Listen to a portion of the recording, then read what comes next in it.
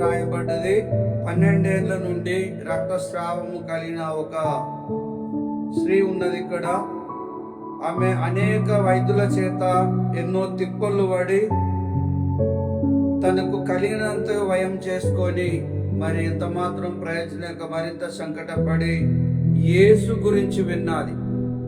యేసు గురించి విని ఆమె హృదయంలో అనుకున్న మాట, నేను యేసు వస్త్రము మాత్రము ముట్టిన బాగుపడదని అనుకొని విశ్వాసముతో ఆయన వస్త్రంలో ముట్టినప్పుడు ఆమె రక్తధారలు కట్టెనని ఈ యొక్క మార్కు సువార్త 5వ అధ్యాయము 25వ వచనంలో రాయబడిన మాటల ప్రకారంగా ఈ రోజున ఈ వాక్యం వింటున్న, ఈ సువార్త వింటున్నటువంటి కుమారుడా, కుమార్తె, నువ్వు ఏ బాధలున్నావో, ఏ వ్యాధి చేత పీడింపబడుతున్నావో, ఎంత మాత్రము నీకు నీ వ్యాధికి, నీ రోగంనకు ఎంత మాత్రము విడుదల దొరకక, స్వస్థత దొరకక, నీవు కూడా అనేక వైద్యుల చేత ఎన్నో తిప్పలు పడి ఎంతగానో నీకు కలిగినంత వ్యయం చేసుకొని, ఒకవేళ నీవు ఉన్నట్టయితే యేసు దగ్గరికి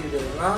వస్త్రములు ముట్టినప్పుడు ఆమె రక్తధారలు కట్టిని, ఆమెకు స్వస్థత కలిగింది. యేసు ప్రభు, కుమారి, నీ విశ్వాసము నిన్ను స్వస్థపరచెను, నువ్వు సమాధాన గలదానవై వెళ్ళుమన్నాడు.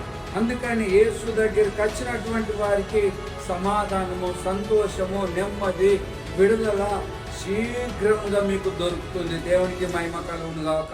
చూడండి, మత్తయి సువార్తలో మరి 15వ అధ్యాయము 28వ వచనంలో చూడండి, యేసుక్రీస్తు యొద్దకు ఒక కానాను నుండి ఒక స్త్రీ వచ్చి ఆమె కుమార్తె దయ్యము పట్టి బహు బాధపడుతున్నదని యేసుక్రీస్తును వేడుకున్నప్పుడు యేసు ఆమెకు ఒక మాట అయినను ఉత్తరమియ్యడు.